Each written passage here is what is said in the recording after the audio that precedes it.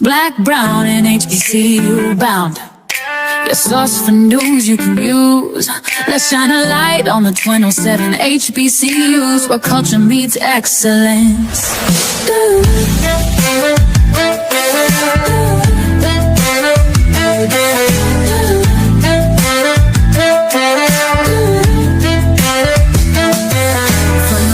Of the past to the dreams of today, we're here to guide you every step of the way.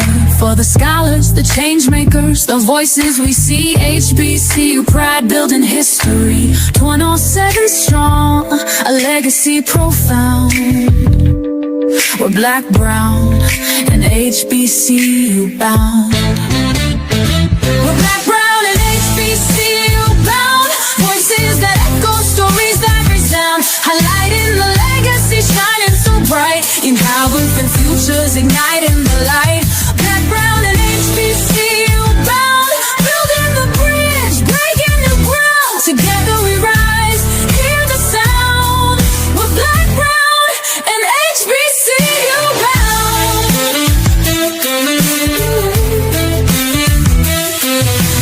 Scholarship, dreams, and a campus so alive. From culture to courage, where futures thrive. For parents and students, the vision is clear. We've got your back, it's your time of year. Every story we tell, every voice we lift, unlocking potential, the greatest gift. Tune in for the wisdom, the stories untold, the rhythm of progress, the spirit so bold. Your podcast for knowledge, where dreams are unbound. We're black, brown, and HBCU bound.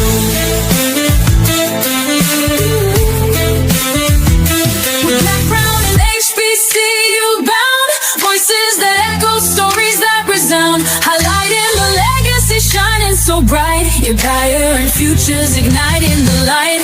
Black, brown, and HBCU bound. Building the bridge, breaking new ground. Together we rise, hear the sound.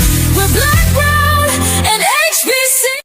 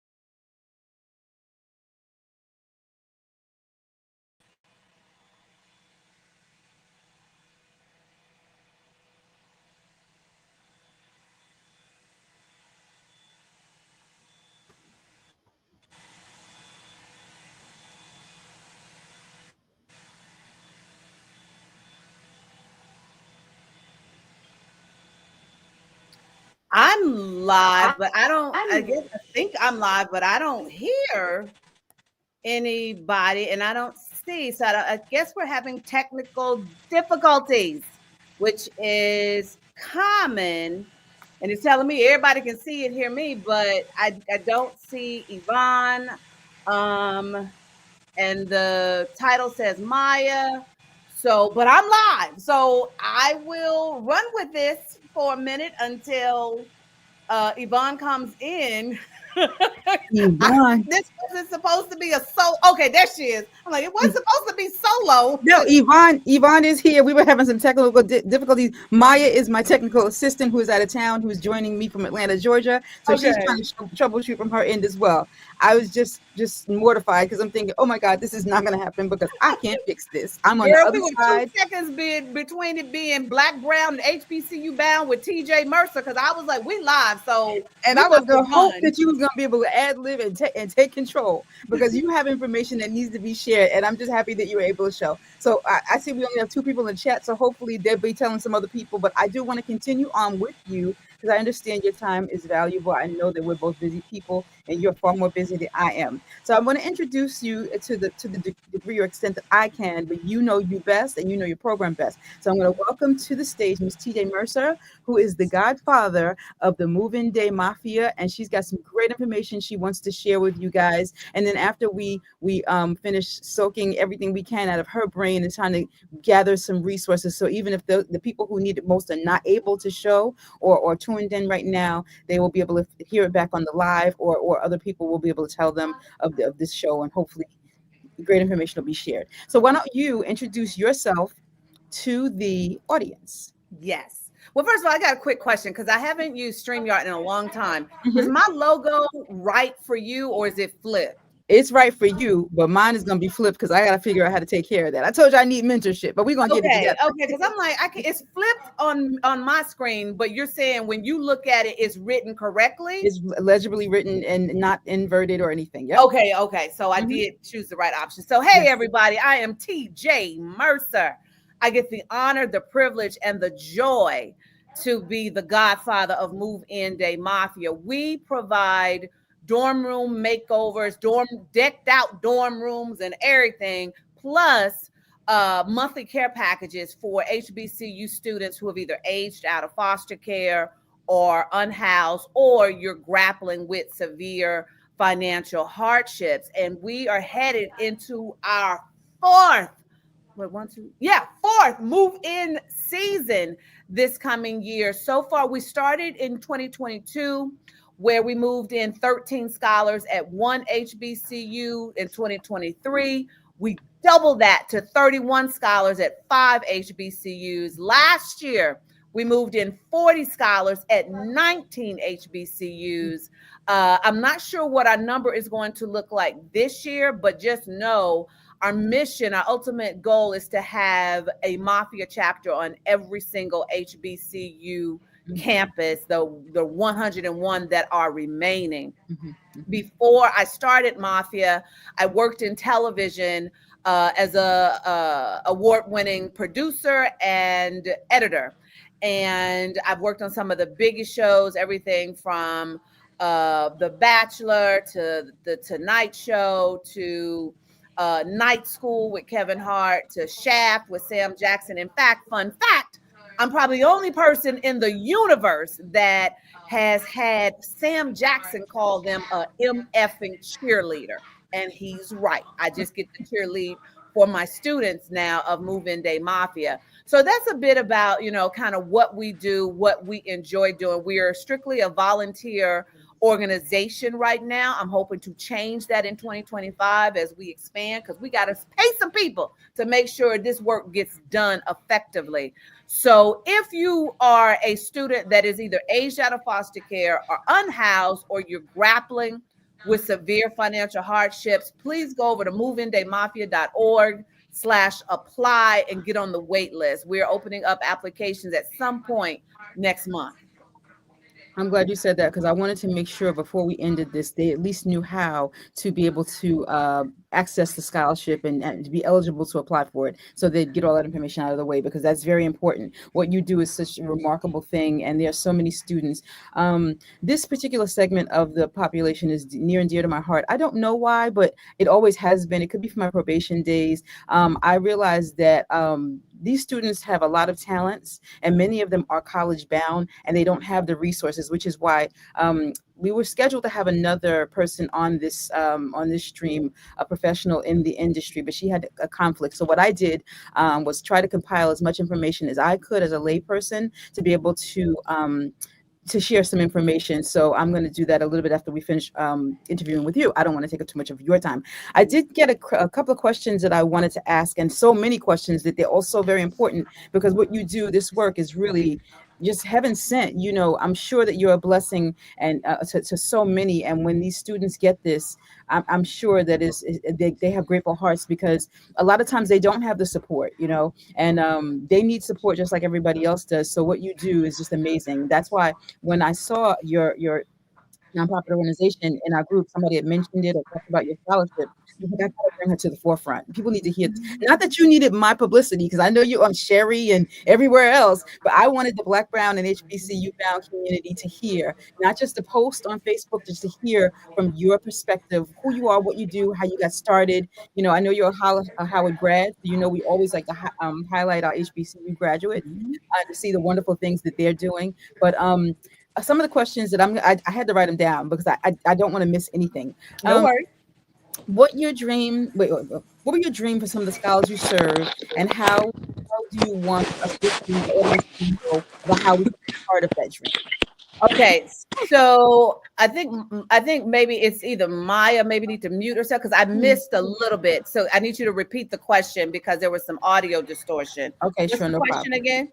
Okay, the question was, what's your dream for the scholars you serve, and what do you want us, the listening audience, to know, or how to be a part of it? And before you start, I know that you were looking for an individual who had a gap in some of the need that he met about a month or so ago, and that you were looking for donations in that particular case. And I would like you to talk about how people can help. It's a little early in the interview, but I'd like people to know how they can help sow into your organization so that you can continue to help so many people. We can talk about that at the end, but I would like you to answer that particular person's question, because I'd like to know if you were able to get enough donations to meet the needs of that particular student who I think needed something to do with a program he needed for school Yeah. So one of the things I want to be clear that Moving Day Mafia is not a scholarship program.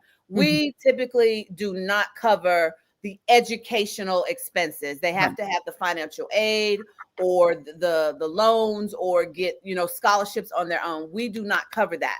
We are created so that students get to the finish line of graduation. Now, what that means in the instance that you're talking about, we had a scholar that his financial aid did not fully come through, and he was supposed to use the leftovers from his financial aid to pay for some courses and some software that he needed. So our donors, our community, which I call our miracle makers, are so generous. So I put the call out that, hey, can anybody cover, I think the total was like $185 for, some software that our Morehouse student needs.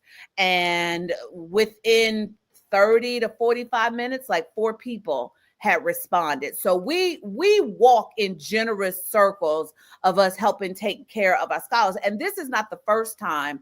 We do have scholars who they may need a laptop. I'm so thrilled that we will put it on we put out an Adopt a Scholar week every 14th through the 21st of every month, where the scholars actually tell us what they need, their deodorant, their toothpaste, all the basic needs. And then we build it into a wish list. And then if they need it, some other things like this scholar needed a laptop, we'll add that to the wish list. Baby, I was so floored that laptop was gone within an hour.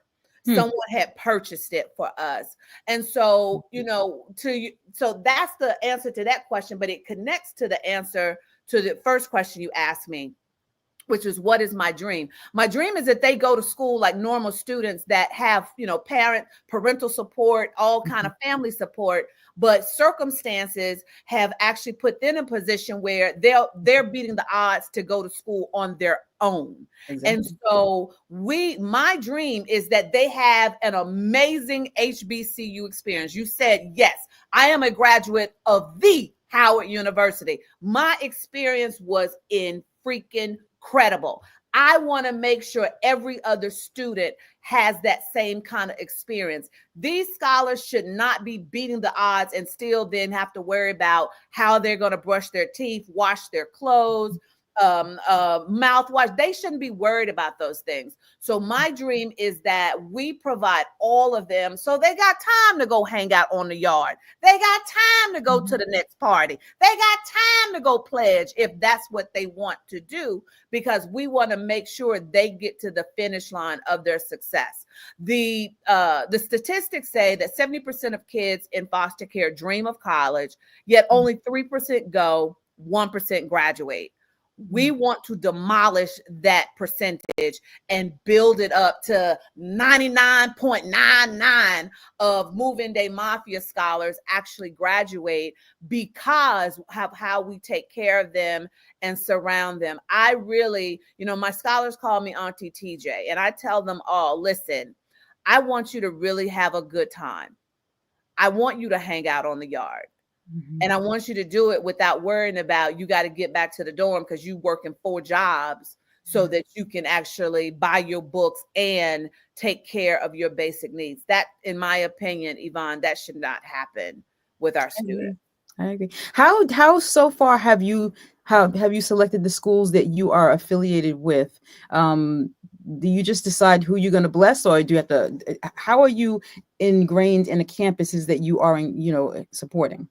So the interesting thing is when we moved in our first school, which is Paul Quinn in Dallas, he actually, the president of the university is so dope. Prez is so dope. And I love the fact that all of his scholars, he knows them by name, right? But he chose the students. When we needed to expand and grow, we ended up putting an application process in place.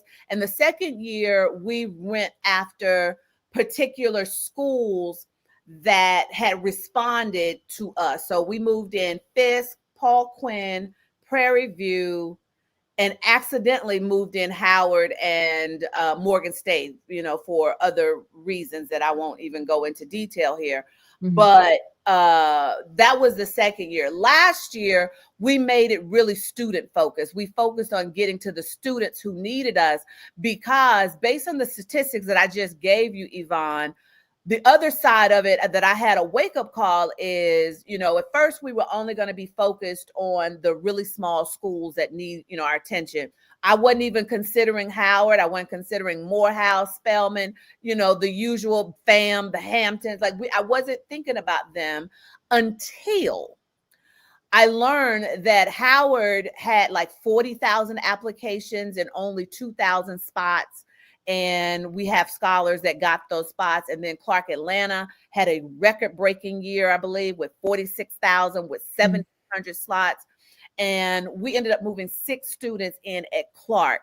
That tells me these students are beating the odds to go to college, and then they're beating even more odds to get into these schools. How dare we not help them get to the finish line? So that's why we decided last year that we were just going to open it up.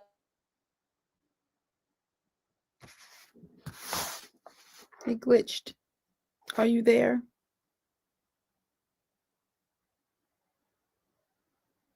I don't know if you can hear me, but it glitched right in the middle of you saying something very important.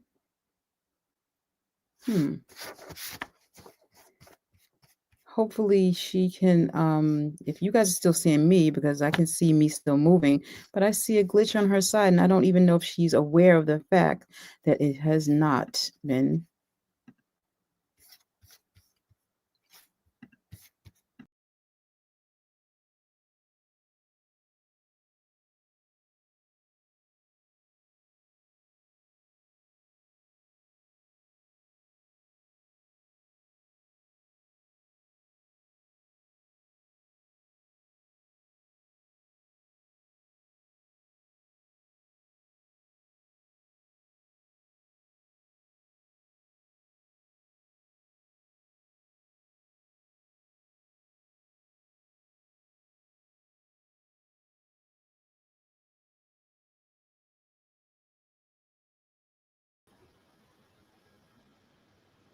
I'm not sure if Yvonne is coming back or if it was me or Yvonne, but I'm here. So I will finish and hopefully she'll come back in.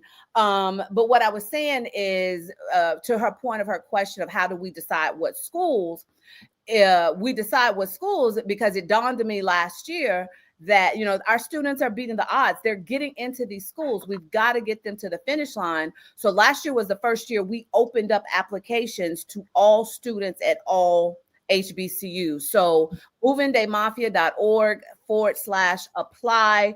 No matter what HBC you're going to, we want you to apply. I can't make promises, but we will hopefully get to deploy teams to each of these HBCUs. I like how, can you hear me? I can hear you.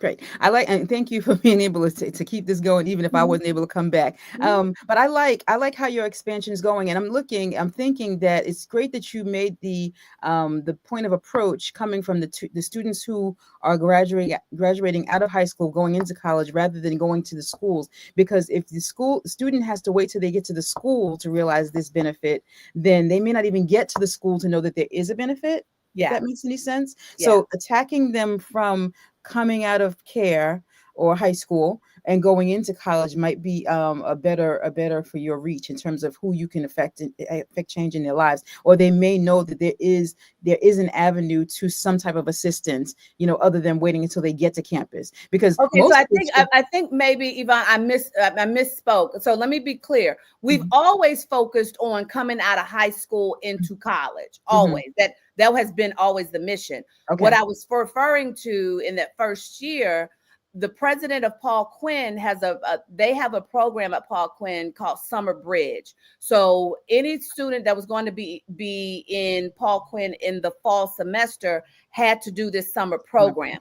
That's how he knew what students were coming. Fabulous. And that's what he selected from. So I apologize for the confusion there. No. But we've always, it doesn't, and even that has expanded. So at first we were just focusing on freshmen until we had the gentleman who's in charge of the foster care program at Prairie View told me about a couple of students he had that were, seniors, but they're wonderful students. They need help. They've never had this experience. And I was like, there's no reason why we can't help them. We want them to have the experience of being doted on and, looked after. So that's when I thought, like, no, we can do more than freshmen, because sometimes our help is the difference of them getting, and graduating their senior year. So it's open to any class of a student, as long as they are at an HBCU. Any parent watching or who has access to this, even after with the playbacks, if they've ever moved a student into school, knowing all that entails, it's not easy. It can be pretty costly, and even if you can do it on a shoestring budget, just the act of getting all of the things that will make you a functioning student on campus, it takes a lot. So what you're doing is just, like I said, heaven sent to these students, and I'm sure that they know that you guys are providing so much to them. Another question that I had was, if you could tell me more about some of the transformations that you've made, some of the things that you've put in dorms that with the students who just were bewildered at how much assistance came from your program. To give me a success story. I'm sure they're all successes, but one that stands out in your head. So one of the most touching, I'll say, is a student at Prairie View. This baby had been in foster care her entire life. She has 9 siblings that she doesn't know where they are. And she was one of the older students. She wasn't a freshman. And just a sweetheart. Like, on the first interview, because you have to interview with me and the team, on the first interview, she wanted to make sure that we understood that she was not a freshman. She was a rising senior. And so she didn't want to take a spot from a freshman. Well, automatically, yes, because if you're thinking and being so compassionate like that, we want you. We want to get you to the finish line. Sure. So all of our rooms, Yvonne, are designed by an interior designer, Nikki Klug Design Group. She designs all of the rooms, because it's important to me that they're not just getting bed in a bag. It's important to me that they feel seen, that they have things around them that make them feel as individual and unique, because I know some of their stories are they've shared boxes with a basement, because that's where the foster family has put them. And this is a lot of times the first time they get a choice in what is in their space. So Nikki is an old friend of mine. She's a celebrity interior designer. And Nikki actually was the first person that had known about this initiative. She was the first person I called. She jumped right in. So all of their rooms are designed by Nikki Klug Design Group. And I forgot. Oh, so they get the room design. And so when and we do a big, room reveal, because as a TV producer, I do this like it's a TV show. So they don't set up, we shot it actually as a dorm room makeover show. So the students don't participate in the room, volunteers come and we set up everything. And when I revealed her room to her, she absolutely loved it because Nikki had done her thing. But when it really hit me, the importance of our work is when I opened the cabinet and she saw that we had bought her favorite maxi pads, boxes of them. That's when the tears came. And I'm like, maxi pads, something that I take for granted of running to Target, going straight to my brand, buying and going out the store, something she has no control over, that, her body does this. And yet this is what touches these kids. I had another student that almost did the same thing. This baby had lost her mother, her father, her baby brother, and her childhood best friend all before she was 12 years old. Mm-hmm. And when we revealed her room, she screamed at the room, but it was when she saw that we bought her boxes of Kit Kats. Mm-hmm. And then just today, every Friday, I drop our blog called the Mafia Miracle Report. So you can find it over at movingdaymafia.org/blog. And so I told a story of a student who Nikki had designed the most amazing room. He didn't care nothing about that. Soon as I revealed his room, I saw him look at the room. But what he zoned in on, Yvonne, was a box of ginormous Pringles that we had bought him from Costco. He didn't even wait. He ripped the box open and opened the Pringles. It was the most hilarious thing that really touched me. So do you do a survey? How do you know what their favorite things are? Because when we accept them into Mafia, they have to fill out an exhaustive questionnaire of what are their favorites. What brands do they like to use? We've had students tell us that, they're so touched by the fact that they get to choose what they're going to put in their hair, because, usually it's just handed to them like, well, this is the best we got, use this, but they get a choice. All of our students get a choice. Even with the monthly care packages, they get a choice. They have a budget. And then I'm like, well, pick whatever you want, in the budget. We had one student who asked for a wig. If that fits in the budget, baby, put that, on your list, and somebody's going to get that wig for you, because I want them for these 4 years to feel like somebody cares. And they got the rest of their lives to be functioning adults, fending for themselves. So for this 4 years, whatever circumstance they've come out of, I want them to know that we love them and we care. That's angel behavior right there. I'm trying. How much would you say it costs to support one student? Just one. It costs us, that's easy. It costs us $5,000 per student. That covers all of their move-in. And so when we come with their move-in, if they need a refrigerator, we buy a refrigerator. If they need a microwave, we buy a microwave. We're coming with everything like any parent would. We're coming with everything that they need for that year. So that $5,000 covers everything they need for move-in, along with the monthly care packages. And what we want to expand to do is, making sure the students have spending money, so that they can have the money. But we have had scholars that really touched me that said, Auntie, because you're taking care of my needs, I have extra money now to go do things I want to do. That's the point. That's what we need. And so, we want to grow to you actually also get an allowance every month for you to do whatever you want to do or feel. Listen, this is what the average student has. Somebody helping to replenish, even if it's just a little bit of money, but if they don't have parents where they come from, somebody needs to help pour into them, which is why you're filling that gap. Have you had anybody, I know that you're 4 years old, so I'm not sure if you've seen your first No, ma'am. Hold on. Because I need people to understand this has been a walk. We are not even 3 years old yet. We don't turn 3 until August. This is what we have been able to accomplish. And so I'm always careful that people understand we're still new at this, but we have done, with the help of this army that you can't see behind me, this arm, we have done amazing, we don't turn 3 until August 10th.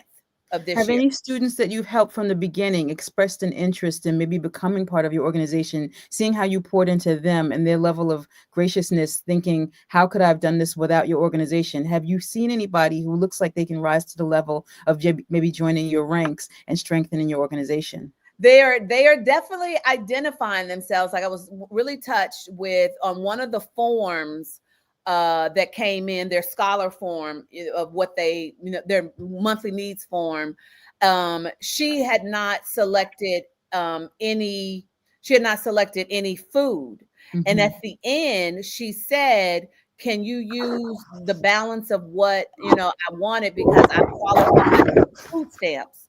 So I don't need any food. So can you give my part to another student? That's the kind of mentality that we love. Yes, it would be, awesome if they, it becomes full circle and one of my kids is actually running the organization. I am already looking for a successor.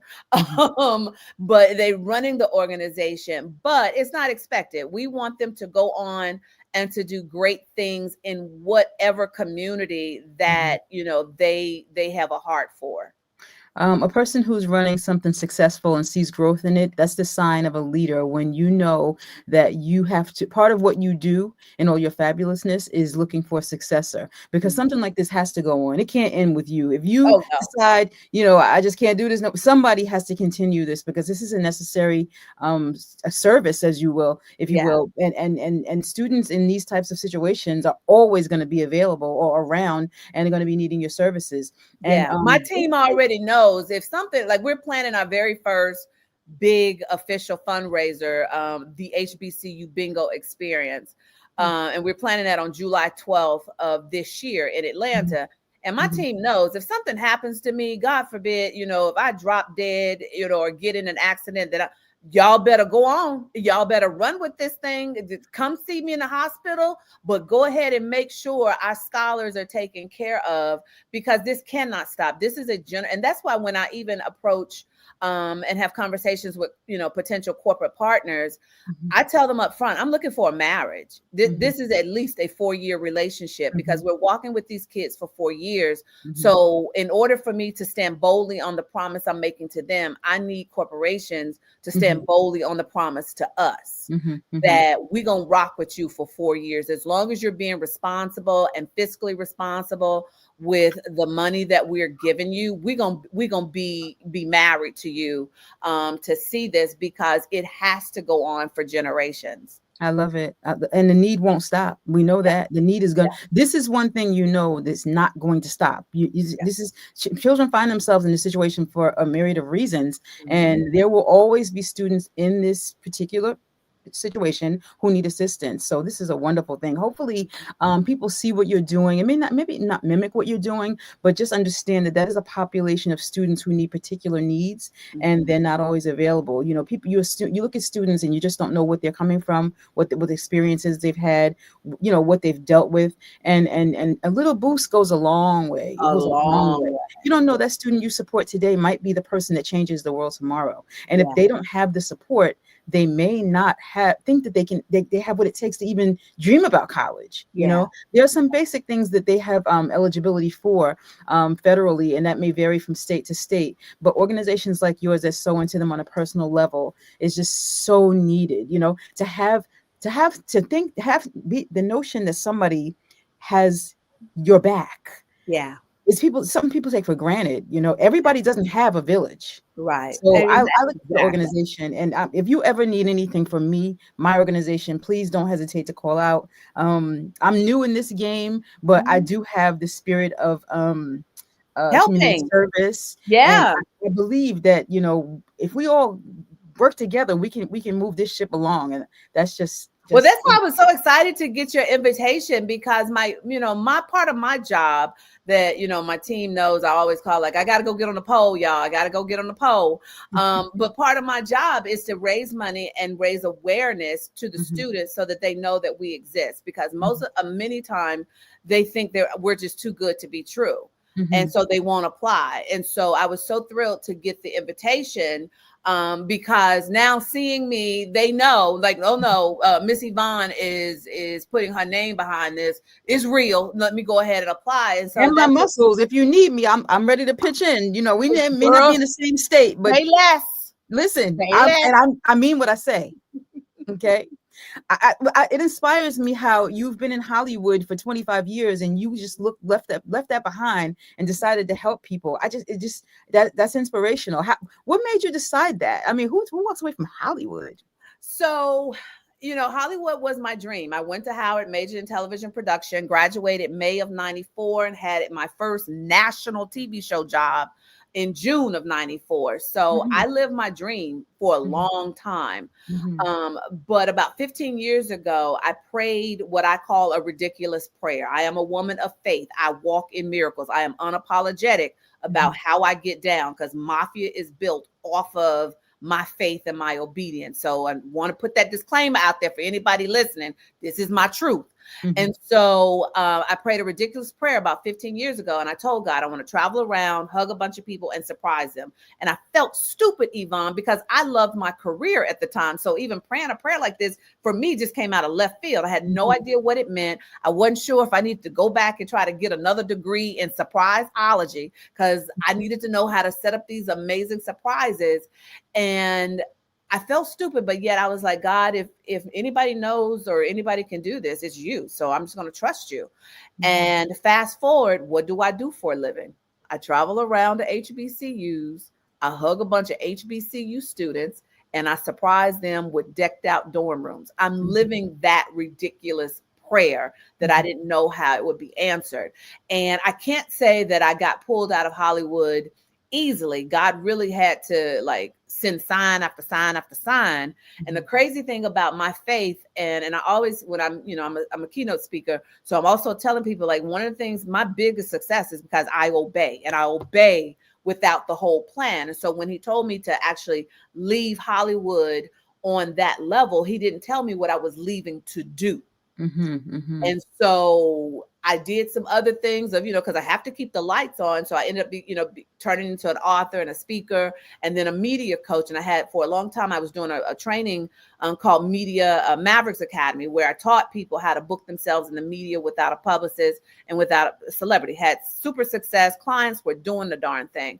And then at the end of 2019, he told me that he was moving me out of my beloved LA to move to Atlanta. Now, leaving Hollywood was actually easier than me leaving LA. I loved LA.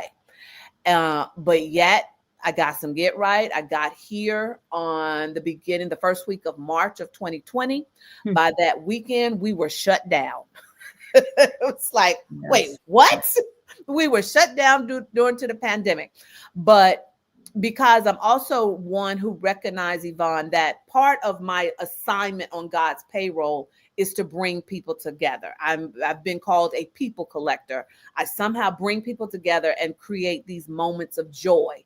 So what I did was I started a virtual bingo game that took off. People were playing with me around the world. Wow. Then the graduation started getting canceled. And being a graduate of an HBCU, I was especially concerned about the kids who had crawled their way to the finish line and did not have this amazing culmination. And so I asked God, like, can you show me what I can do to do something? I didn't even know what that something was, like, but what can I do to pull people together? And that's how we converted the virtual bingo into HBCU bingo. We raised over $1 million in cash and prizes in less than 4 weeks because I obeyed, and we gave it away to about 500 HBCU grads in a series of virtual bingo games that year. It made national media, and CBS Evening News with Nora O'Donnell picked it up, and she wanted to interview a grad that also played. That's when I met the inspiration for Moving Day Mafia. It was a young lady who told me that when she went to her HBCU, she had aged out of foster care, and her social worker pulled up to the curb and let her out with what little she had and then just left her. That was the first time it dawned on me, like, wait, what? I had never thought of this population. I have no intimate, intimate interaction with foster care. So I had never thought about it. And I did what I did with the pandemic. God, can you show me what I can do so that this never happens? And Moving Day Mafia was born. So I'm gonna give you some insight. Let me tell you how crazy this is, Yvonne, because this just happened. This just happened at 4:02 because I looked at my clock. We were supposed to start the interview at 4:30. At 4:02, I get a call from a former producer of mine begging me to come out of retirement to edit one of her shows, who it happens to be a documentary on one of my all-time favorite artists. And I'm not going to say who it is because I was certainly going to ask. Yeah, I'm not going to say who it is, Okay. But if I dropped this artist's name, you would know who it is. And she's begging me. She's dropping what could happen in all these scenarios of, okay, if you go do this and then. Well, you look like a multitasker, so I'm not a multitasker. You look like one. No, girl. I got you fooled. Because anybody who knows me knows that's the first thing I'm gonna tell you. I am not a multitasker. Okay. And so I'm listening to her, and she's like, "Well, just go pray about it. Just go pray about it." Because I immediately said no, because I have transitioned out of that desire to be in Hollywood to be the founder of Move-In Day Mafia. Okay. I am tempted simply because of the artist, and it would just be an amazing thing to use my creative talents for this artist. But I've made that transition that I love my life now way more than I love being in Hollywood. You said you were in Atlanta. I forgot you were in Atlanta. I might be in Atlanta in the next couple of weeks. Maybe we'll have an opportunity to meet up. The question I was going to ask you was, and this is out of doing what it is that I do, what I fell into, this just happened miraculously because this was not my plan. But when people ask you, which they often ask me, why specifically HBCU students? Why not every student? What do you say to that? Please speak to that. Girl, I've had races, send us emails and actually call me. Like, why are you only helping? These were their words. Why are you only helping the niggers? White students need this too. This is real, And, depending on what mood you catch me in, I'm going to tell you, first of all, you got to take it up with God, because this was my specific assignment. That's the hardcore truth. This was my specific assignment. Secondly, any good business coach is going to tell you to niche it down. Niche your business down. They're going to tell you, find your niche and drill down into that. This is no different. I know the HBCU community. I am a product of it. My mother was an HBCU grad. My uncle, my brother, my sister, they are all HBCU people. So why wouldn't I start with what I know? Secondly, I always say, because HBCUs are generally underfunded, but we actually do damage to this world with our talents and our skills, with the 50% of Black professionals coming out of HBCUs. Why wouldn't I actually help the next generation of game changers and trailblazers and legend makers? Why wouldn't I use my talents and skills to serve that? I ain't stopping you. And I've had people say, well, why you only serve Black students? I don't. All I say was, you got to just be at an HBCU. We have moved in Hispanic students. I love them with my whole heart. I couldn't care less. But my assignment is the HBCU community. What I tell people, I hit 101 and cover all of them. We're going to keep drilling down in the community that I'm a part of. What I tell people is, I help every student, any student that crosses my path. I like to focus on HBCUs, but you don't have to go to an HBCU to get my assistance. If I can help you, I'm willing to help any student, but my focus is HBCUs. Yeah. So I can't go outside of that. And I didn't graduate from an HBCU. I graduated from PWI, but my last two children went to HBCUs. And I see the need. and I feel like I can fill that need. So it's your assignment. You get to choose who you are. Y'all asking PWIs or other organizations that are primarily only. Don't get me started. And next question. What's the next question? I have a million questions, but I don't want to take up too much of your time because I know that people get bored after watching, and I have some information that I wanted to share that I got offline. Is there anything imparting that you'd like to say? Anything you'd like to inspire? Any way you'd like to reach out to our audience that they may not be here listening right now, but they may be on the playback? How people can sow into your organization with donations? We don't accept information on donations on the Facebook page because I want to keep that clean. But here you certainly can. I believe I made a donation to your organization. You sure did. Thank you. To be able to do that again because I believe it's a worthy cause. But listen, I always say we have 30,000 people in our Facebook group. You know, we got to be able to help each other. And because you're strong right now and you might be already having a party planned for your kids for, in a registry, there are students out there who don't. So if people can sow into your organization, please tell them how they can. Go to moveindamafia.org/donate. That's where you can just donate directly. However, if you feel more comfortable, making sure that you're ordering for a not a specific student. Our lists are done by the HBCU. We drop the Adopt a Scholar week every 14th through the 21st of every month. That's where you would just go to moveindamafia.org and actually select Adopt a Scholar, and you'll see the wish list that you can buy whatever you want off of that list for the scholars. And either way, it helps us because it costs a lot of money to do this. We've got 45 scholars right now that we're taking care of. So it costs us a lot of money. So whether you buy off the wish list or donate directly, because if you don't like shopping like I don't like shopping, then smack that donate button and just give us the money, because all we're going to do is buy whatever is not bought off the wish list by the 21st. We're going to go buy it. So if you rather just donate because you ain't got time, however you choose to help, we just need the help. I've seen a lot of nonprofit organizations in my new role is this nonprofit world. And I got to say, none as worthy as yours. I really respect you for what you're doing. Like I said, I'll say it one more time. If you can use my help, I don't know how I can be of assistance, but please reach out. And I really would like to catch up to you. I'm going to be in Atlanta in a couple of weeks. I don't know the exact dates. Okay. That is my plan. We'll catch up and maybe we'll have lunch or something. Okay. Yeah. Make sure you let me know what the dates are. Sounds like a plan. Thank you very much for appearing on our show. Hopefully you get lots of donations. Welcome. And we'll be in touch. Okay, thank you. And don't forget, applications are going to open in April. So moveindamafia.org/apply. Go do that as soon as you hear me talking, because then when we drop the applications, you'll get notified. But right now, you just sign up to the wait list. So don't wait to think, oh, well, I'll just keep checking back. Go ahead and get on the wait list so you'll be notified when we open up the applications. Thank you so much, Yvonne, for letting me come and talk about Mafia. I appreciate you so much. You always have a place here. Just hit me up and I'm going to make some room for you because I love what you do. Love it. Okay. Happy. Have a happy weekend. Yes, we'll be in touch. Okay, take care.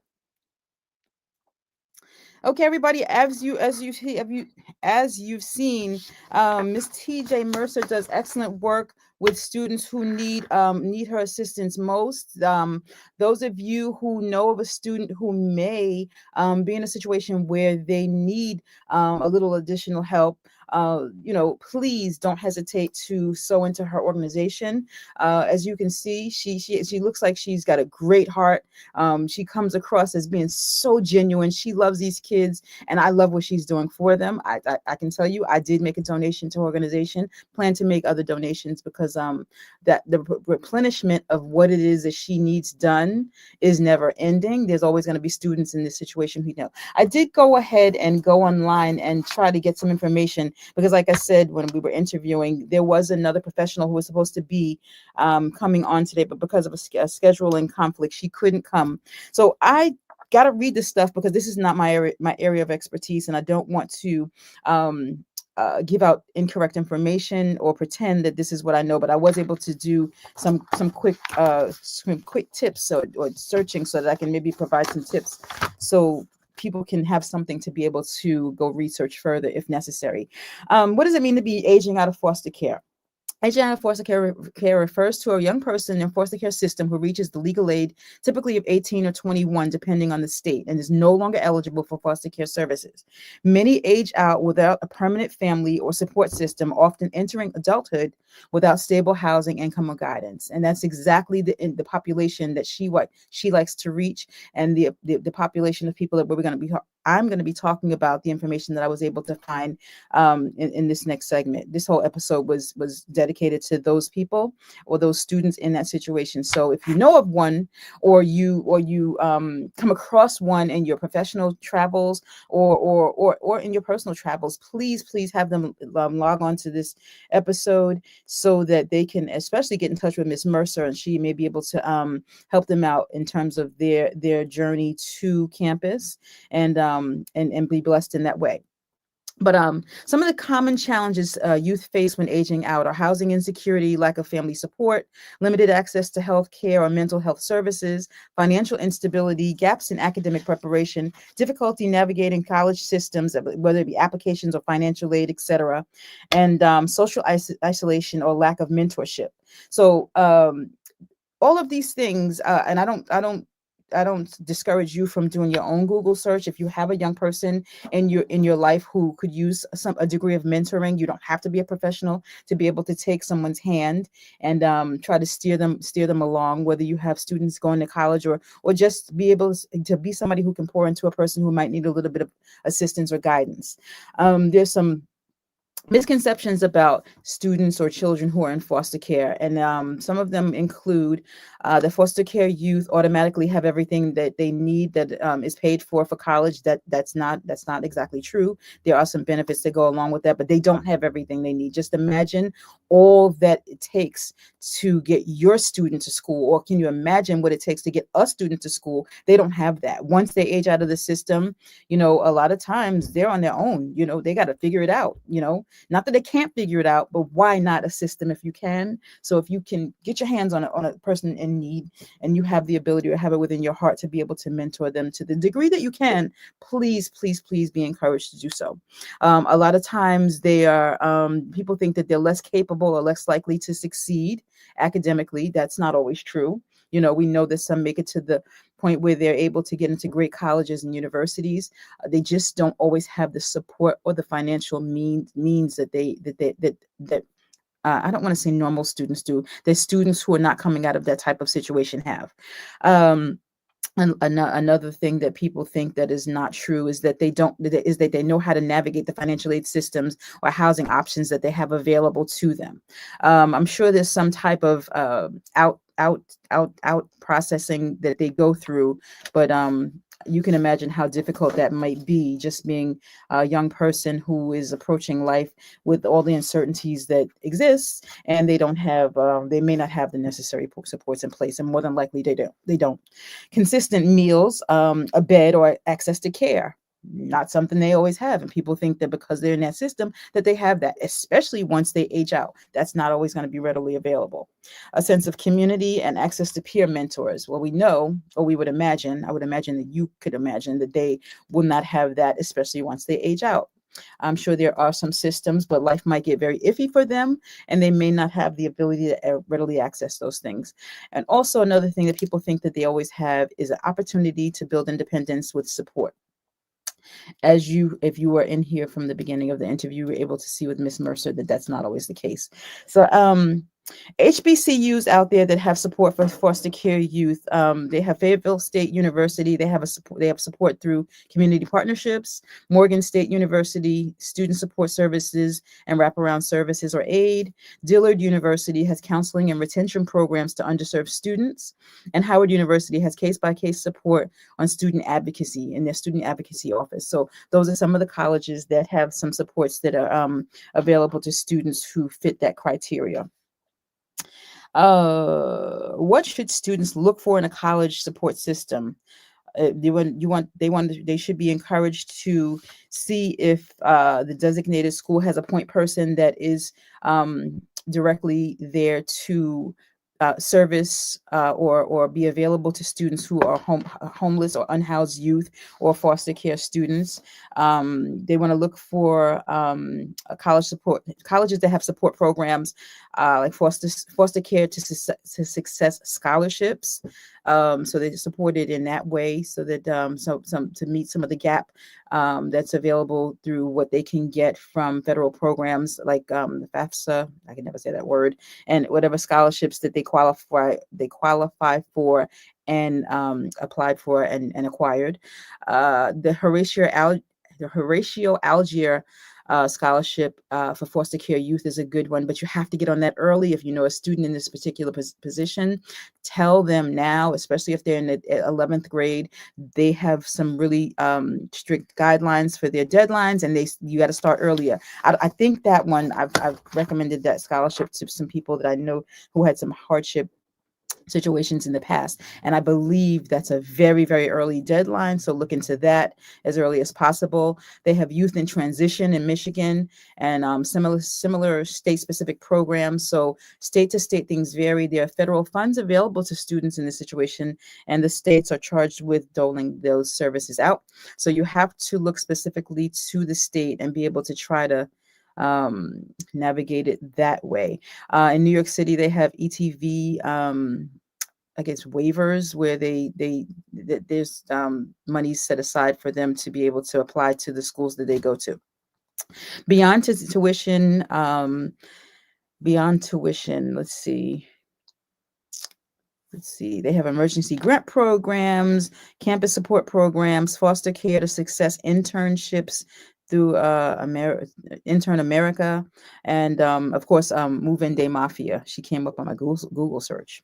So yeah, so there are some things that are out there. So if you see a student who's in need and you think you might be able to affect some change, please do a Google search. Don't take what I'm saying as gospel. I'm not a professional in this area. I'm just a person who is concerned and who cares about students who need a little bit of help. Not just foster care students, but students across the board who need help. But specifically, this episode was geared toward those types of students.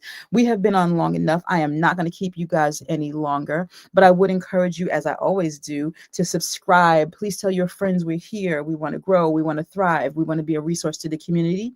As you know, there's a Facebook group that we have, which is a very spirited group of people who are always there to lend a hand in terms of their resourcefulness. It's the Black, Brown, and HBCU bound Facebook group. So subscribe to our channel. If you're already a subscriber, please check the notification bell so you won't miss an episode if you are a subscriber. If you're not a subscriber, please subscribe. We'd love to have you so that you can be a part of our podcast community, our YouTube community, and also join the Facebook community. We're a great group and we'd love to see you there. I will be signing off now. Hopefully, I got to tell you, I was able to get a date. Some of you are in the challenge where you're trying to guess the date, guess the guests that I have coming up. Y'all are guessing things like Salt and Pepper. I mean, they're local. I could probably find them if I did some investigating, but it's not Salt and Pepper. They're not entertainers in that regard, but they are a trio that I believe that you guys would like to see what they've been up to. And I say that because they were internet sensations.